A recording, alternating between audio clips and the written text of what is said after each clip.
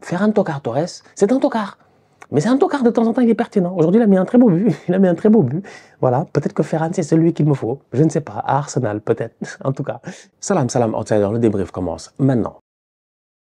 Le Barça fait encore une autre manita. Il tape le Betis Séville 5-1. Top performance de leur part. Franchement, toute honnêteté, j'ai envie de venir et de vous dire que Lamine Yamal a marqué 10 buts. Il a fait 15 passes décisives. S'il n'y a pas la VAR aujourd'hui, s'il n'y a pas des hors-jeux qui de temps en temps, tu ne comprends pas, sont des hors-jeux d'une demi-pointure, d'une pointure, d'un cheveu, d'un chouïa, d'un Morata, le Barça aujourd'hui, il gagne peut-être 7 ou 8-0. Bon, 7 ou 8-1, vu qu'à la fin, ils ont encaissé un penalty. Mais ça a été une top performance de la part des Coolers. Une excellente équipe du Barça. C'est le Barça de début de saison. C'est le Barça qu'on connaissait. Celui auquel Hansi Flick nous avait habitués. Out of nowhere en début de saison, ils sont venus, ces petits bandits-là, ces petits délinquants-là, ils sont venus de nulle part. Que des enfants, que des bambinos, que des enfants. On ne connaît pas leur acte de naissance. On ne sait pas ils sont nés quand. Mais par contre, s'il y a une chose qu'on sait, c'est qu'ils savent jouer au football. 4-0, 5-0, 4-0, 5-0, on était là en début de saison, il le faisait. À un moment donné, Lamine Yamal s'est blessé. Et quand Lamine Yamal s'est blessé, même je pense Pedri un tout petit peu, tout ça, quelques petits inconforts et tout cela, ils ont commencé à perdre des matchs. Là, récemment, franchement, il n'y a absolument rien à dire en ce début d'année. C'est un Barça qui retrouve ses couleurs. Les couleurs. Les couleurs retrouvent leurs couleurs. On est foutu. Franchement, la dernière fois, ils ont tapé ici le Real sans aucun problème. Top performance de leur part. On était présent, on a vu. J'avais parlé des transitions défensives du Real. Mais derrière, franchement, c'était les transitions offensives du Barça. Aujourd'hui, si tu vois, face au Betis, il arrive avec Robert Lewandowski qui n'est pas là. Donc, du coup, tu fais jouer Dani Olmo en position de faux neuf. Et franchement, ça fonctionne à la perfection. Dani Olmo, il sait dézonner. Dani Olmo, il sait se projeter. Dani Olmo est assez intelligent. Dani Olmo est un joueur qui est souvent au service du collectif. Donc du coup, le Barça arrive aujourd'hui avec un milieu de terrain qui est quand même un milieu de terrain très talentueux. Frenkie de Jong qui est en pleine forme. Ah, ça fait plaisir de revoir Frenkie de Jong à ce niveau-là. Pedri, j'en parle même pas ces derniers temps. Vous-même, vous le savez. Bon, depuis qu'il a commencé sa carrière, je dis ces derniers temps. Mais en réalité, depuis le début, Pedri, c'est le patron, c'est le jefe. Il sait jouer au football. Il mène la barque. Il mène le jeu. Donc, du coup, avoir Frenkie de Jong dans une position de, je ne sais pas moi, de milieu de terrain entre les deux défenseurs centraux dans une pointe basse un peu plus bas. Avoir un Pedri qui est là pour faire ce lien-là. Gavi, il est là. On lui a rien demandé à part fou le bordel. Bats-toi avec les gars, débrouille-toi pour avoir un carton jaune bête. C'est ce qu'il a fait aujourd'hui. Un tacle inutile. J'ai pas compris le tacle de Gavi, franchement. On dirait qu'il voulait son carton jaune. Mais bref, et se projeter et être dangereux. Donc du coup, tu as tellement de joueurs, tu as tellement de choses intéressantes que quand cette équipe-là et que tout le monde respecte son positionnement, c'est ça la force du Barça. C'est ça la force du Barça. Tout le monde respecte son positionnement. Non, franchement, c'était Roga Bonito aujourd'hui. Un très très beau football. Après, tu regardes les tocards d'Arsenal en même temps. Mon équipe, là, je comprends pas. Je regarde mon équipe jouer, je vois le Barça jouer. J'ai mal à la tête. Franchement, c'est pas sérieux. Les sorties de balles sont excellentes. Les beaux militaires, ils savent jouer. Mais au-delà de cela, je le dis, chacun reste dans sa position. Lamine Yamal, il colle la ligne. Rafinha, il colle la ligne. Donc, du coup, les boys, ils arrivent à plonger. Plusieurs fois, on l'a vu. Yamal, Rafinha, Yamal, Rafinha, Pedri, Firmin, Frenkie.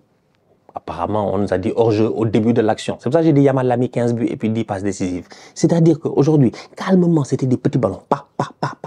Et comme tu as un faux neuf qui passe son temps à dézonner, qui occupe les centraux, les gars savent pas trop où en donner de la tête. De temps en temps, il va aller coller à gauche, coller à droite, créer un surnombre. Et ben constamment, tu as une équipe du Betis qui est perdue. Une équipe du Betis qui n'a pas aussi envie forcément de défendre bas sur le terrain, qui a envie de jouer plutôt haut. Donc du coup, ils sont à découvert. Et aujourd'hui, franchement, les Coolers en ont vachement profité.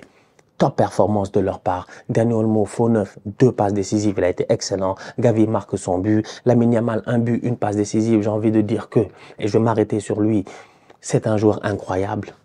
En fait, on voit des joueurs de football tous les jours, mais des Yamal, on n'en voit pas souvent. On en voit peut-être une fois par génération.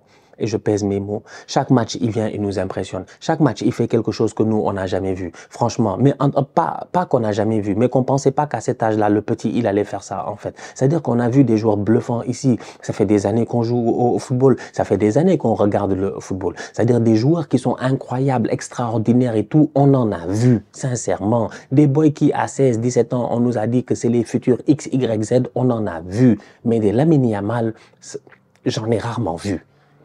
Il est très très fort.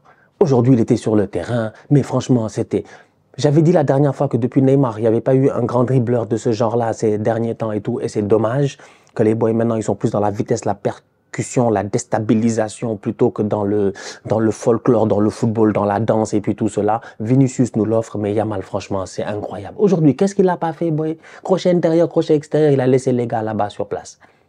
Flip-flap, petite passe, Jules Koundé. Il a tout fait aujourd'hui. Koundé, on dit que son but, il est hors jeu, c'est du n'importe quoi. Il faut arrêter de nous blaguer. Koundé, il saute. Après, Yamal, elle a un triangle. Il est fou, lui.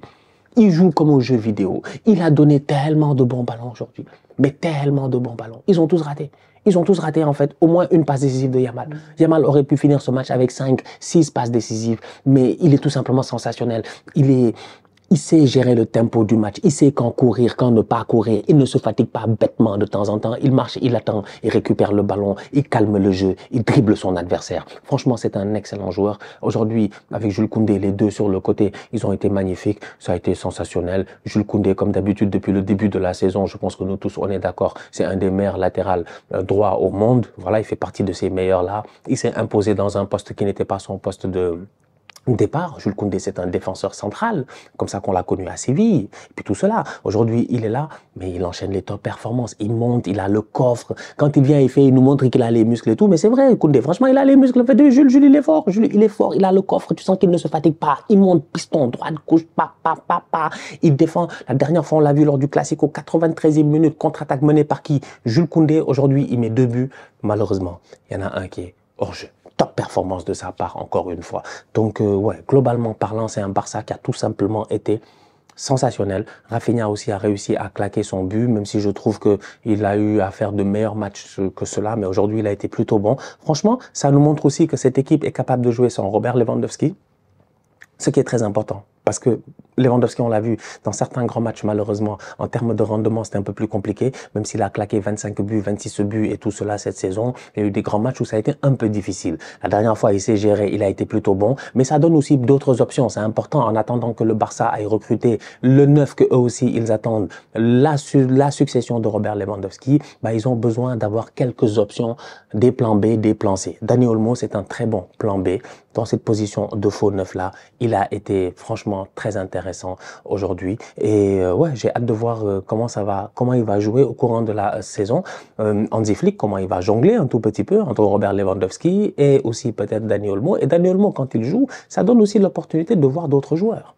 Frenkie de Jong qui peut jouer à côté de Pedri, Casado qui peut jouer à côté de Pedri, Gavi qui peut jouer dans cette position de numéro 10 là, de numéro 8 là, de gars qui est là juste à pistonner, comme j'ai dit, foutre le bordel, courir partout, amener ce volume de jeu là. Dans tous les cas, en faisant jouer Dani Olmo dans cette position de faux 9 ou de numéro 9, ça te donne 3 options au milieu de terrain et ça te donne une nouvelle option supplémentaire, autre que Pedri, Casado. Donc Gavi peut rentrer en jeu, il est de retour des ligaments croisés et franchement, il n'y a rien à dire, il est au top. On dirait le boy, il sait jamais que... Gavi, j'avais dit sortez-moi son acte de naissance. Sortez-moi son acte médical. Je veux voir s'il avait vraiment un ligament croisé. Est-ce que le boy, il n'est pas juste parti se reposer pendant 1 an, là, il était fatigué après le Golden Boy. C'est pas possible, en fait. Il est de retour, il est virevoltant. Vous connaissez Gavi. Donc, t'as Gavi, t'as Casado, t'as Frenkie, t'as Pedri, t'as fait ton moteur, ce qui crée ton Barça là, ce qui est important, ce qui ouvre sur les côtés pour les flèches, c'est-à-dire les Yamal et les Rafinha. Eh ben aujourd'hui, j'ai l'impression que tout le monde est au top et tout le monde est en forme. Donc ça, c'est important pour ce Barça là. J'ai envie de finir avec Ferran Torres. Peut-être c'est lui, il faut Arsenal. Je sais pas. Moi, je veux Isaac depuis longtemps, je suis fatigué, ça fait des années que j'écris Isaac à Arsenal, personne ne m'écoute, donc c'est pas grave. Il n'arrête pas de marquer, sa cote ne fait qu'augmenter, donc il va coûter beaucoup trop cher, je pense, pour pas mal de clubs. Si Isaac, tu mets pas 100 millions, 110 millions, Newcastle te le vendra jamais. Ferran Torres, c'est un tocard. Mais c'est un tocard, de temps en temps, il est pertinent. Aujourd'hui, il a mis un très beau but. Voilà, peut-être que Ferran, c'est celui qu'il me faut. Je ne sais pas, à Arsenal, peut-être. En tout cas, il sort du tocarisme petit à petit et il a été pertinent. Belle rentrée aussi de la part de Fermin Lopez, lui aussi qui s'est géré. Je pense, belle passe décisive pour Lamine Yamal qui va finir et marquer son but. Donc, le Barça est qualifié pour les quarts. Le Real va jouer face au Celta Vigo. J'ai hâte de voir ce que ça va donner. D'ici là, la famille, en attendant de voir les quarts de finale de la Copa del Rey. Peut-être on a un classico en quart, peut-être on a un classico en demi, je sais pas encore. Je sais pas de quoi ça a l'air. Mais un classico qui arrive là. Peut-être. Attention au Celta aussi. Et Yago Aspas. La famille, on se capte très très bientôt pour un nouveau débrief, une nouvelle vidéo. D'ici là, on continue à liker, on continue à partager. On s'abonne, on s'abonne, on s'abonne. On est ensemble, on reste en santé. C'est toujours le plus important. Tout ça, c'est